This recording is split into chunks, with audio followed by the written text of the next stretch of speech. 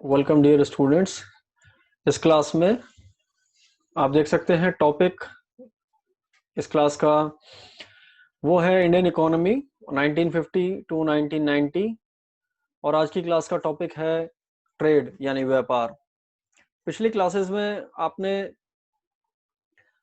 पढ़ा इसी टॉपिक में यानी इसी चैप्टर में इंडियन इकोनॉमी 1950 टू 1990 में आपने सबसे पहली क्लास में आपने पढ़ा 5 ईयर प्लान्स के बारे में।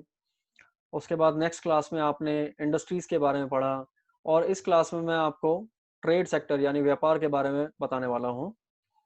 तो चलिए शुरू करते हैं इस क्लास को। एक बार बहुत शॉर्ट में ध्यान दिलाना चाहता हूं आपका कि सिलेबस हमारा जो है क्लास 12th का उसमें हम क्या फिनिश कर चुके हैं और इसके बाद में ये फिलहाल हम जो पढ़ रहे हैं आज की क्लास में वो हम पार्ट बी में स्टडी कर रहे हैं। तो पार्ट बी जो हमारी क्लास 12 इकोनॉमिक्स का है वो है इंडियन इकोनॉमिक डेवलपमेंट और उसकी first unit development experience 1947 to 1990 and Indian economic reforms. जो 12 मार्क्स की ये यूनिट है इसको हम अभी स्टडी कर रहे हैं और इस क्लास में मैं आपको ट्रेड सेक्टर के बारे में बताने वाला हूं। एक बार नजर डाल लीजिए इस चैप्टर का जो सिलेबस है उस पर। तो यहाँ आप देख सकते हैं कि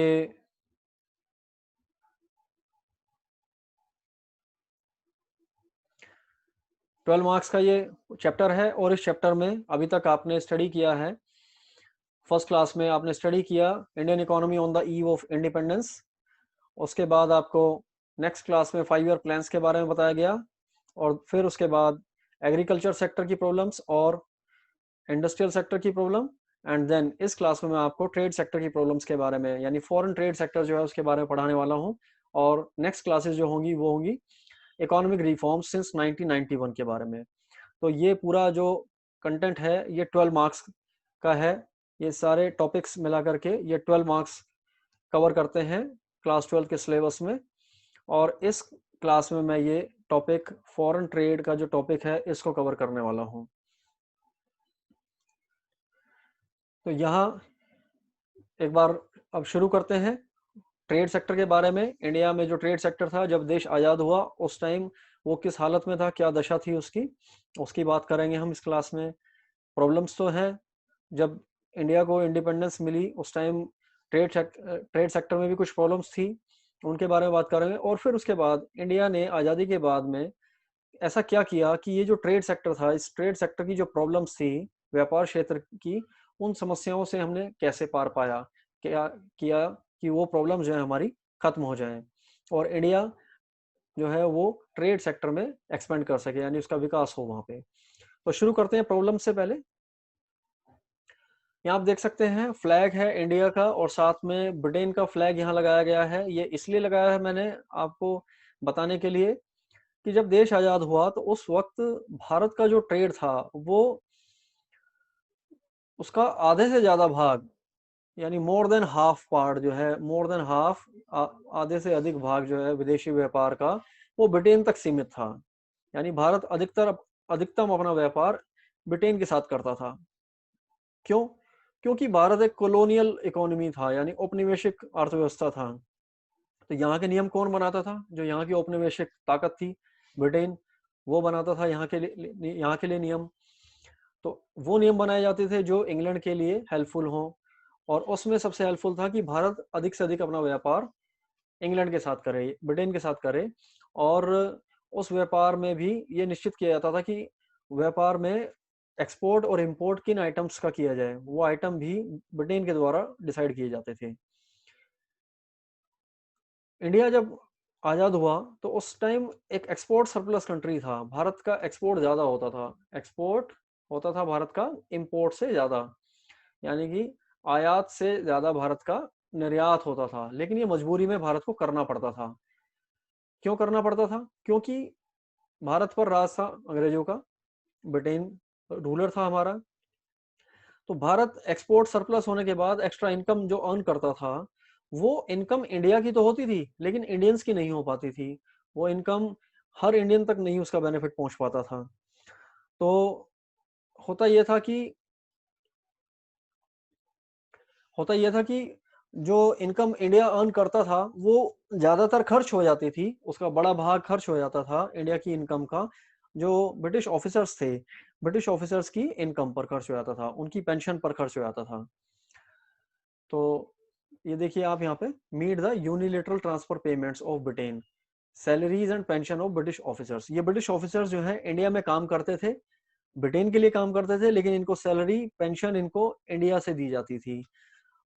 उसके अलावा डिविडेंड जो था, ब्रिटिश कंपनीज जो इंडिया में काम कर रही थी वो लाभांश ले लेती थी, प्रॉफिट का एक बड़ा हिस्सा जो है वो ब्रिटेन को पे हो जाता था। साथ ही स्टर्लिंग लोन्स होते थे भारत में, इंफ्रास्ट्रक्चर प्रोजेक्ट्स जो भी होते थे, कैसे होते थे वो आपको मैं बता देता हूँ। रेलवेज का अगर एक्सपेंशन करना है, रेलवे का नेटवर्क बढ़ाना है, या टेलीकम्युनिकेशन के क्षेत्र में कुछ नेटवर्क बनाना है, बंदरगाह का निर्माण करना है भारत में, इस तरह की जो भी चीजें हैं उन पर खर्च होता था। वो जो खर्च होता था उसके लिए ब्रिटेन से क्या लेते थे, ऋण ले लेते थे। ब्रिटेन दिखाता था कि ऋण लिया गया है भारत के द्वारा, और वो ऋण का भुगतान कर दिया जाता था इस एक्स्ट्रा एक्सपोर्ट से जो इनकम अर्न होती थी उससे। तो कुल मिलाकर एक्सपोर्ट तो इंडिया ज्यादा करता था, लेकिन इंडिया को कोई उसका बेनिफिट ऐसे नहीं होता था कि जिससे इंडियंस का लिविंग स्टैंडर्ड को इम्प्रूव हो। तो अब बात करते हैं प्रॉब्लम्स की ओर। फॉरेन ट्रेड का यहाँ पे एग्जांपल दिया गया है कि क्या स्ट्रक्चर था इंडिया के फॉरेन ट्रेड का। यहाँ 1938 से 1950-51 तक का डेटा दिया गया है रुपीस करोड़ में। तो यहाँ देख लो आप एक बार इसको। 1938-39 की अगर हम बात करें, इस साल भारत का एक्सपोर्ट जो था वो 169 करोड़ रुपया, और इंपोर्ट जो था वो 152 करोड़ रुपया। तो भारत का ट्रेड बैलेंस व्यापार संतुलन 17 करोड़ रुपए का यहाँ पे अधिशेष है, यानी कि एक्सपोर्ट सरप्लस है 17 करोड़ रुपए का। ऐसा 1945-46 के डेटा को अगर देखें, यहाँ पे भी ट्रेड सरप्लस है, व्यापार अधिशेष है। 46-47 का डेटा अगर हम देखें तो यहाँ भी अधिशेष है, और ये 47-48 में भी। तो आप देख सकते हैं कि आजादी के समय तक हर वर्ष भारत एक्सपोर्ट सरप्लस में है, व्यापार अधिशेष है भारत का हर बार। तो एक्स्ट्रा एक्सपोर्ट करता था इंडिया। उसके बाद 48-49 का डाटा नहीं है यहाँ पर। 1950-51 से आप देखिए, यहाँ से ट्रेंड चेंज हो रहा है, यहाँ एक्सपोर्ट कम और इम्पोर्ट ज्यादा होने लगा है। तो ये इससे अनुमान आपको हो सकता है कि ये जो चार, ये देखिए यहाँ तक हमेशा एक्सपोर्ट ज्यादा हो रहा है इंडिया का, और उसके बाद में इम्पोर्ट एक्स्ट्रा होने लगा है। तो फॉरेन ट्रेड की ये हालत थी जब देश आजाद हुआ। इस तरह के आंकड़े थे फॉरेन ट्रेड के।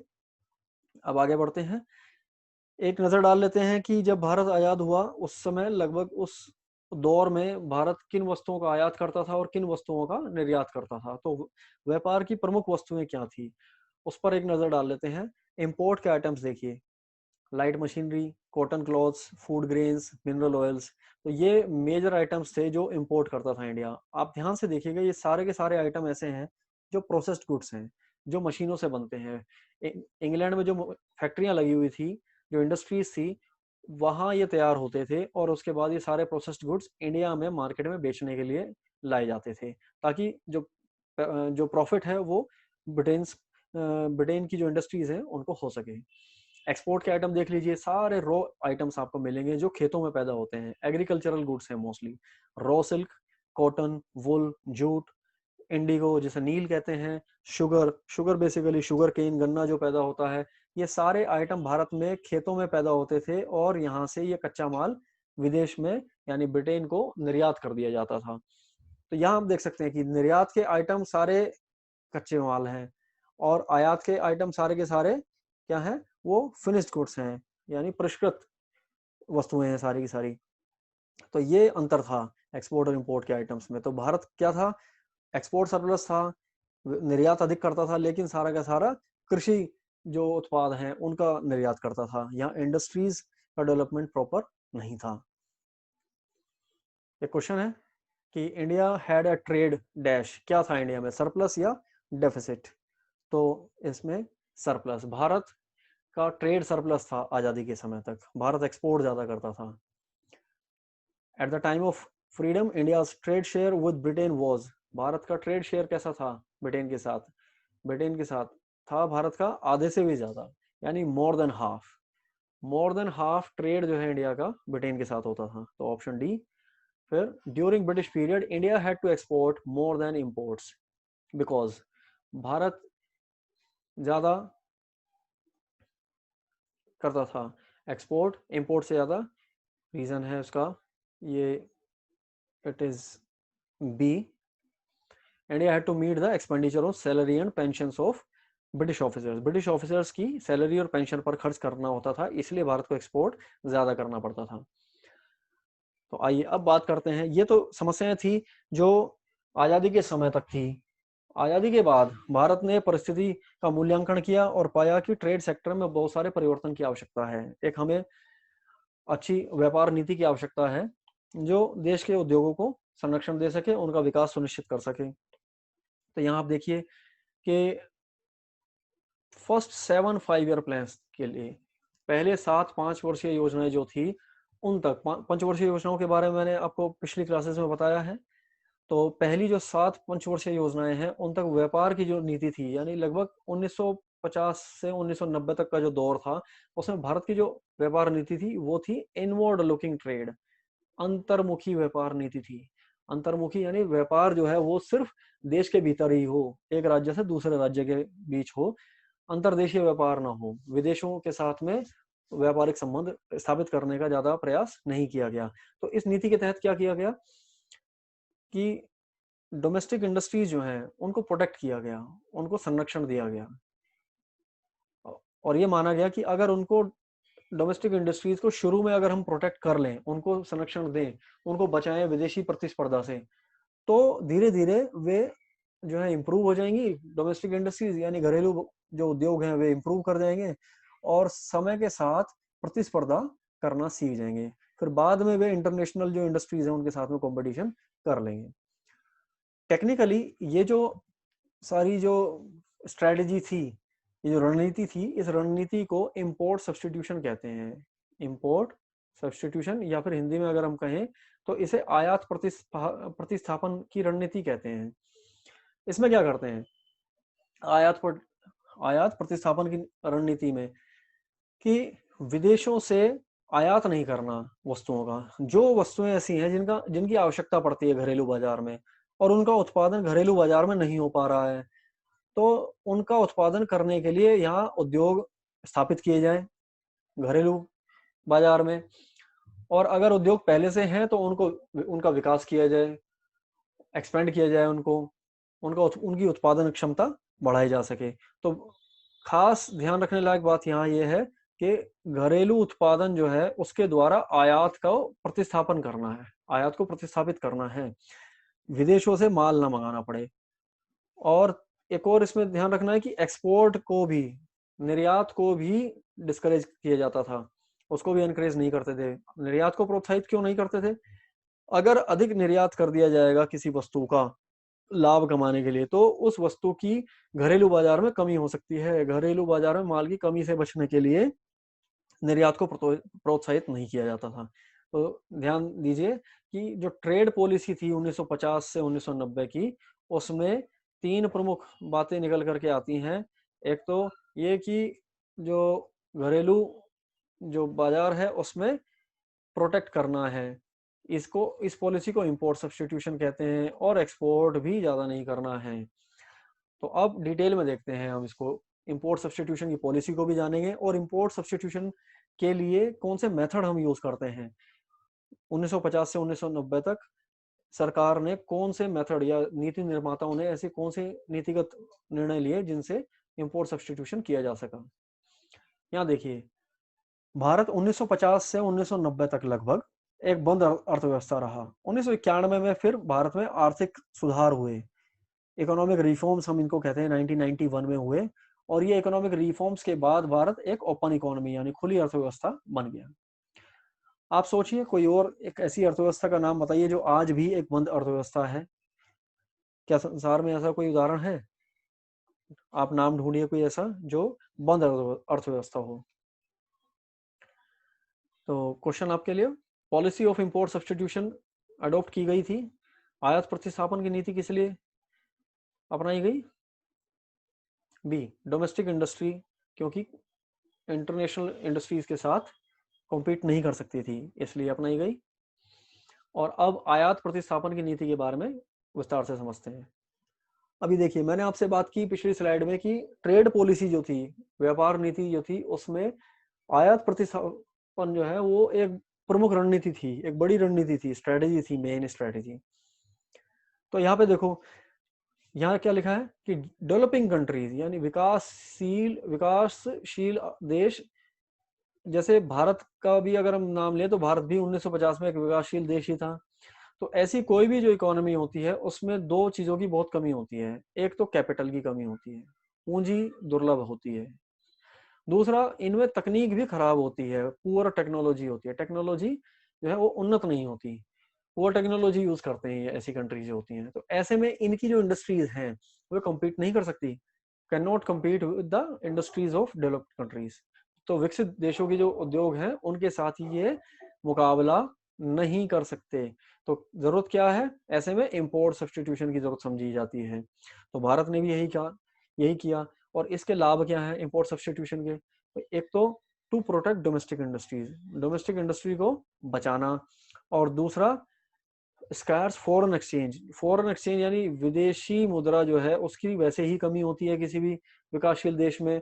अगर ज्यादा आयात करेंगे तो वो विदेशी मुद्रा तो विदेशों में चली जाएगी, क्योंकि जब आयात ज्यादा करेंगे तो विदेशी मुद्रा के रूप में भुगतान भी तो करना पड़ेगा। तो इसलिए आयात प्रतिस्थापन करना है कि आयात कम करेंगे तो विदेशी मुद्रा जो है वो बची रहेगी, उसको हम बचा पाएंगे। इस पूरी रणनीति को प्रोटेक्शनिज्म भी कहते हैं, संरक्षणवाद कहते हैं। क्यों? क्योंकि यहाँ संरक्षण दिया जा रहा है घरेलू बाजार को, घरेलू जो उद्योग हैं उनको संरक्षण दिया जा रहा है। तो इस पूरी स्ट्रेटजी, इस रणनीति को संरक्षणवाद कह देते हैं। और ये लगभग हर विकासशील देश जो है इस प्रकार की रणनीति प्रारंभ में अपनाता है। भारत ने भी अपनाई 1950 से 1990 तक, देश को एक बंद अर्थव्यवस्था रखकर। यहाँ इस चित्र में देखो प्रोटेक्शनिज्म दिखा रखा है कि प्रोटेक्शनिज्म बेसिकली क्या है। यहाँ पे देखिए कोटा और टैरिफ, कोटा और टैरिफ, ये दो चीजें दिखाई है। ये दो क्या है, ये मेथड है प्रोटेक्शनिज्म के, संरक्षण देने के। ये दीवार जो है ये वास्तव में ऐसी कोई दीवार कोई देश नहीं बनाता कि हाँ अपनी सीमा पे ऐसी दीवार बना दी। ये एक काल्पनिक दीवार है। ये दीवार है कि कैसे विदेशों से जो वस्तुएं हैं वो घरेलू बाजार में प्रवेश ना कर पाए, उसके लिए एक ऐसी काल्पनिक दीवार बनाई जाती है। ये दीवार होती है कोटा और टैरिफ की। विदेशों से जो वस्तुएं घरेलू बाजार में आ रही है, आयात जो हो रहा है, उस आयात को रोकने के लिए हम उस पर ज्यादा टैरिफ लगा देते हैं, कोटा लगा देते हैं, तो वो आयात देश में नहीं हो पाता, देश को एक बंद अर्थव्यवस्था बना देते हैं। तो ऐसी दीवार को हम प्रोटेक्शनिज्म की दीवार मान लेते हैं कि भाई ये संरक्षणवाद की दीवार है। तो ऐसी दीवार बनाने का प्रयास आज भी लोग कर रहे हैं। आज भी अगर हम देखें तो बहुत सी अर्थव्यवस्था बात कर रही है कि ट्रेड वॉर जो चल रही है पूरे संसार में, कि ट्रेड वॉर के तहत अपना एक्सपोर्ट इंक्रीज करने का प्रयास करता है हर देश। क्वेश्चन एक आपके लिए, the policy of import substitution was adopted to protect industries. आयात प्रतिस्थापन की नीति कौन सी इंडस्ट्रीज को बचाने के लिए अपनाई गई थी? उत्तर है डोमेस्टिक इंडस्ट्रीज को बचाने के लिए। अब देखिए यहाँ लिखा है बाय लोकल। बाय लोकल का नाम सुनते ही आपको बिल्कुल जो प्रधानमंत्री नरेंद्र मोदी का भाषण है वो याद आ रहा होगा, जिसमें उन्होंने कहा कि भाई हमें बाय लोकल यानी सब कुछ अपने देश में पैदा करना है, सब कुछ अपने देश में निर्माण करना है और अपने देश में बनी वस्तुओं का ही हमें उपभोग करना है।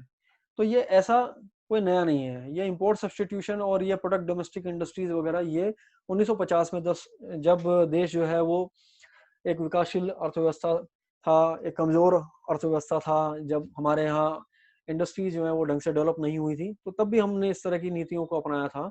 और देखिए, to enforce the policy of import substitution and protect domestic goods, तो घरेलू बाजार को बचाने के लिए, घरेलू वस्तुओं को बचाने के लिए हमें आयात प्रतिस्थापन करना होता है, फॉरेन कंपटीशन से बचाने के लिए अपने वस्तुओं को। और इसके लिए दो मेजर हैं, एक टैरिफ और एक कोटा, जिनका हम इस्तेमाल करते हैं। सरकार इन दो उपायों का इस्तेमाल करती है।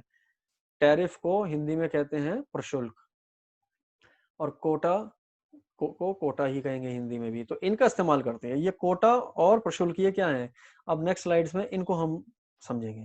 तो देखते हैं सबसे पहले प्रशुल्क क्या है, टैरिफ क्या है। तो टैरिफ बेसिकली क्या है, टैक्स है। इसको ऐसे समझ लीजिए, जैसे जैसे जीएसटी, जैसे जीएसटी होता है, किसी वस्तु के ऊपर जीएसटी लगा देते हैं तो वो चीज महंगी हो जाती है, ऐसे मान लीजिए। तो टैरिफ जो है वो भी क्या है, टैक्स है इंपोर्टेड गुड्स पे, प्रशुल्क है आयातित वस्तुओं पर, एक कर है ये बेसिकली। तो आयात होने वाली कोई वस्तु है, अगर वो मान लीजिए वो 100 रुपए की है और उस पे हमने टैरिफ लगा दिया 25%, तो वो वस्तु 100 रुपए की वस्तु थी, 25% उस पर हमने टैरिफ लगा दिया, तो अब आप देखिए कितने रुपए की हो जाएगी वो, 125 की। तो महंगी हो गई ना। तो बस टैरिफ में यही कोशिश की जाती है कि विदेशी वस्तु को महंगा कर दो। वो महंगी हो जाएगी तो अपने आप ही कम बिकेगी घरेलू बाजार में। हम सीधा सीधा से उसे घरेलू बाजार में आने से नहीं रोक रहे हैं, लेकिन महंगा करके हतोत्साही जरूर कर रहे हैं उसके आयात को। तो यहाँ देखिए क्या हो रहा है, टैरिफ लगाने से क्या होता है, इंपोर्टेड गुड्स एक्सपेंसिव हो जाते हैं, महंगे हो जाते हैं। क्या हो जाते हैं, अधिक महंगे हो जाते हैं। और उसके महंगे हो जाने से क्या होता है, इंपोर्टेड गुड्स जो है, इंपोर्टेड गुड्स की डिमांड कम हो जाती है, आयातित वस्तुओं की मांग कम रह जाती है, reduced demand for imported goods. और ऐसा करने से इंपोर्ट कम होगा, इंपोर्ट कम होगा, जो घरेलू बाजार में जो वस्तुएं जिनका उत्पादन हो रहा है वे ज्यादा कॉम्पिटिटिव हो जाती हैं, क्योंकि विदेश से आने वाली वस्तु को हमने महंगा कर दिया। घर में जिनका उत्पादन हो रहा है घरेलू बाजार में, उन पर हमने कोई टैक्स लगाया नहीं, तो घरेलू बाजार में जिन वस्तुओं का उत्पादन हो रहा है वे क्या बन गई, अधिक प्रतिस्पर्धा बन गई, मोर कॉम्पिटिटिव बन गए डोमेस्टिक गुड्स। और इसका लाभ क्या हुआ, इसका लाभ ये हुआ कि इंपोर्ट डिस्करेज हो गए, और ये देखिए प्रशुल्क आयातकों को आयात करने के लिए हतोत्साहित करते हैं। तो अगर हम टैरिफ लगा देते हैं, टैरिफ लगाने से क्या हुआ, इंपोर्टेड गुड्स महंगे हो गए, महंगे होने से वो लेस कॉम्पिटिटिव हो गए, और लेस कॉम्पिटिटिव होने की वजह से वो अब उनका इंपोर्ट कम हो रहा है। तो ये है पूरा प्रशुल्क का यानी टैरिफ का कॉन्सेप्ट। और इसके बाद में कोटा का कॉन्सेप्ट देख लीजिए।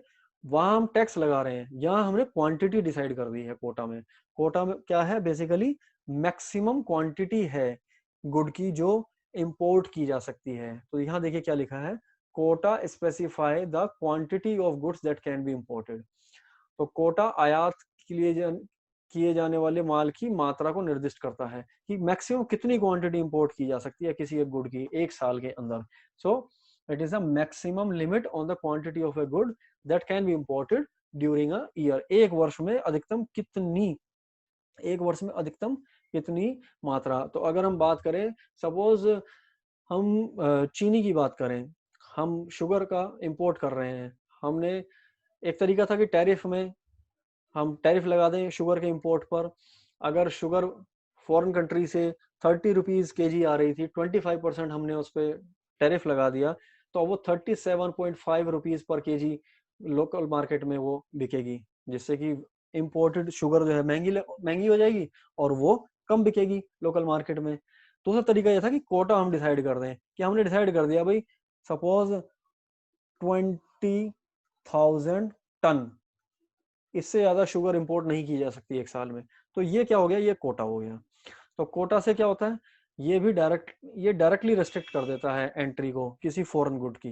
तो विदेश से आने वाला कोई भी वस्तु जो है वो सीधा सीधा उस पर एक रोक लगा दी जाती है कि भाई इससे अधिक हम विदेश से नहीं मंगाएंगे। और इससे भी क्या होता है, इससे विदेशी मुद्रा बचती है। विदेशी मुद्रा क्यों बचती है, क्योंकि ज्यादा आयात नहीं होगा, आयात नहीं होगा तो विदेशी मुद्रा का भुगतान ज्यादा नहीं करना पड़ेगा। तो ये दो मेथड हैं, दो मेजर्स बेसिकली, कोटा और टैरिफ, जिनका इस्तेमाल करते हैं हम ट्रेड पॉलिसी में जब अंतर्मुखी हो। तो इंपोर्ट सब्सटीट्यूशन के लिए हम इसको बेसिकली इस्तेमाल करते हैं, आयात प्रतिस्थापन के लिए। क्वेश्चन है कि Kota's put restrictions on imports which prevent the drain of foreign exchange reserves on the import of goods. तो कोटा क्या करते हैं, रेस्ट्रिक्शन, इंपोर्ट के ऊपर रेस्ट्रिक्शन लगाते हैं, रोक लगाते हैं। सही या गलत, यस, रोक लगाते हैं, और इससे फॉरेन एक्सचेंज का ड्रेन यानी विदेशी मुद्रा की कमी नहीं होती है।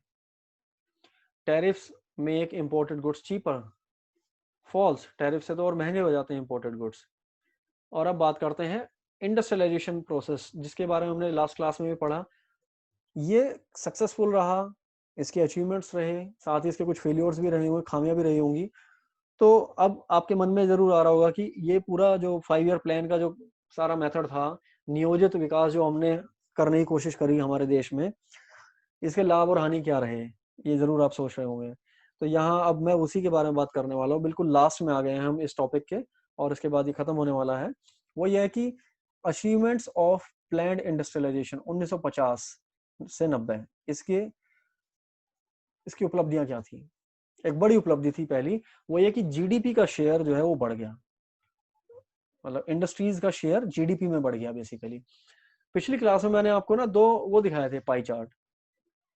उन पाई चार्ट में एक में तो था कि भाई ऑक्यूपेशनल स्ट्रक्चर यानी व्यवसायिक संरचना जो है देश की, उसमें कृषि क्षेत्र का, औद्योगिक क्षेत्र का, और जो हमारा थर्ड होता है सर्विस यानी सेवा क्षेत्र का कितना योगदान है।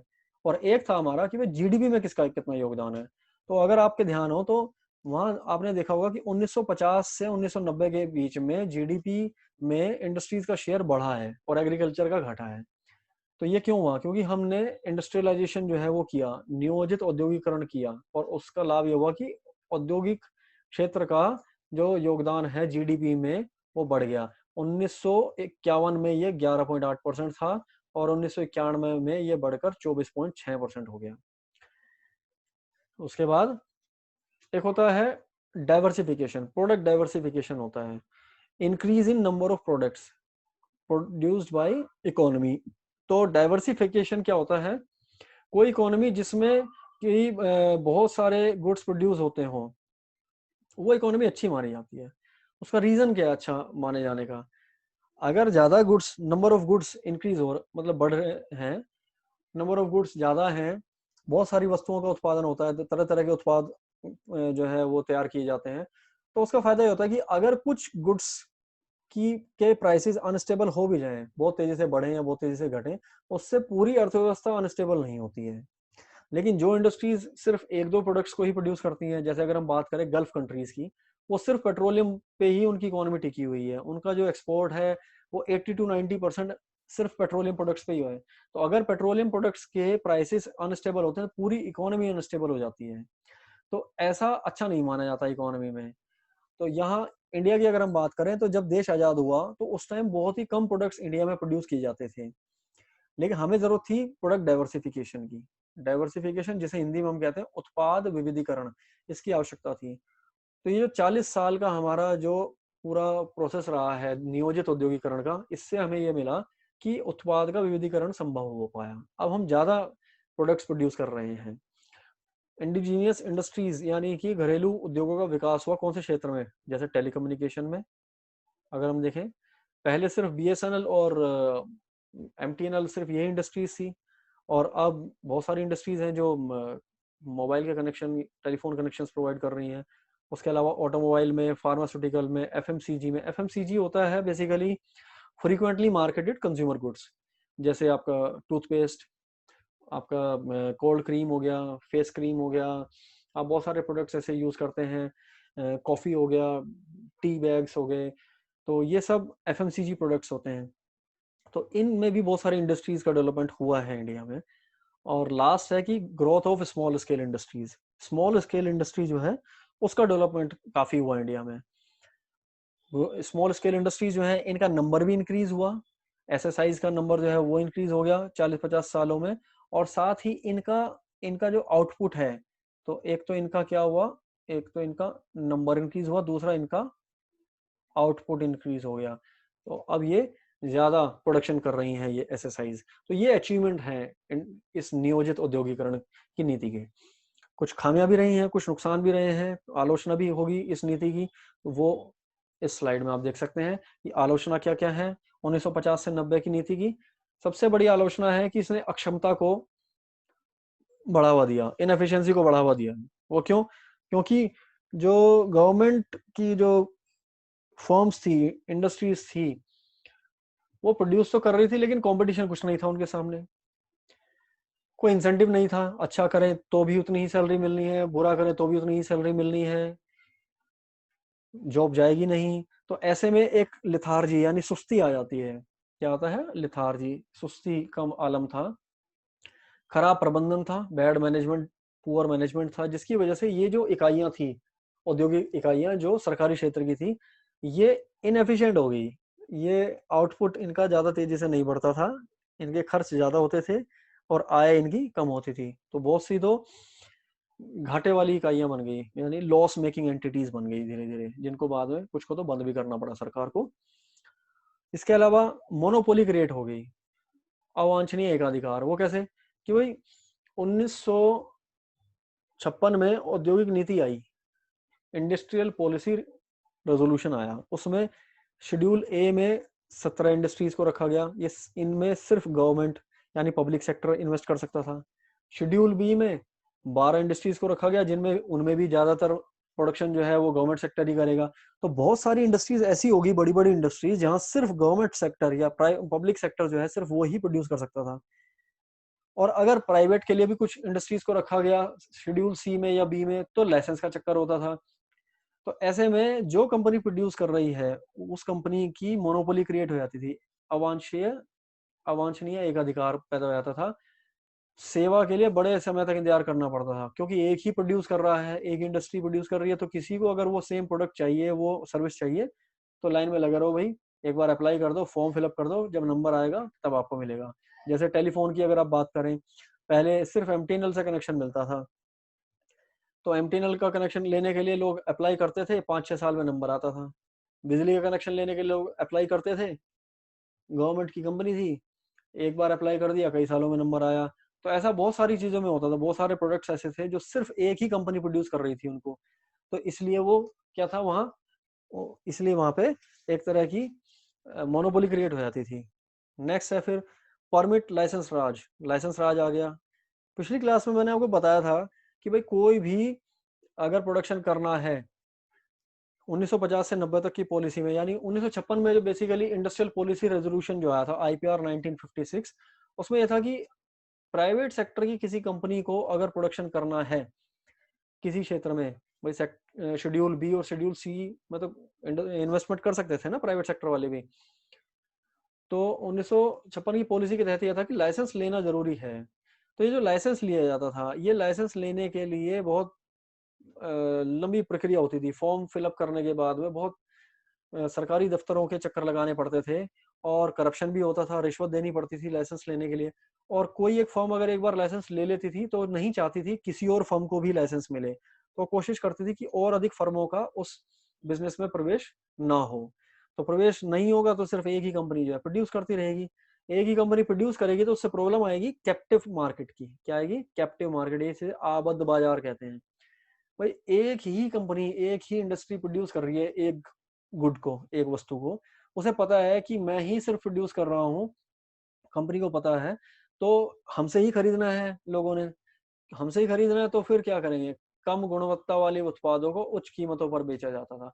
पता था भाई और कोई बना ही नहीं रहा इस प्रोडक्ट को इंडिया में, इंपोर्ट कर नहीं रहे हैं, अलाउड नहीं है इंपोर्ट करना। तो फिर लोगों को, यानी जो कस्टमर है, जो कंज्यूमर है, कंज्यूमर को हमसे परचेज करना ही पड़ेगा। तो वे ज्यादा कीमत पर बेचते थे और लो क्वालिटी का उनका प्रोडक्ट भी होता था। तो इस तरह की बहुत सारी खामियां भी थी इस नियोजित औद्योगिकरण की नीति में। अब कुछ क्वेश्चंस हैं यहाँ पे। Match the following and select the correct option. तो इसको मैच कीजिए और इसका जो करेक्ट आंसर है वो है, answer is B. So quota maximum quantity होती है। Next question, match the following, और इसका करेक्ट आंसर है, इसमें करेक्शन की जरूरत है यहाँ पे, ये दिस इज बी। बी। तो ऑक्यूपेशनल स्ट्रक्चर बेसिकली फर्स्ट का सी, यानी वर्कफोर्स डिस्ट्रीब्यूशन अमंग सेक्टर्स, और second planning commission economic planning करता है, तो सेकंड का D. Next question, match the following and select the correct option. Correct answer is D. इस class से रिलेटेड कोई भी अगर आपको डाउट है तो आप इस टेलीग्राम ग्रुप पे ज्वाइन करके आप क्वेश्चंस अपने पुटअप कर सकते हैं, वहाँ आपके क्वेश्चंस को रिस्पॉन्ड किया जाएगा। सो इस क्लास में इतना ही, that is all. Good luck. The secret to getting ahead is getting started. तो अगर आपको कुछ अचीव करना है, आगे बढ़ना है लाइफ में, तो उसके लिए कम से कम शुरू तो कीजिए, शुरू करेंगे तो आगे भी बढ़ेंगे। So good luck.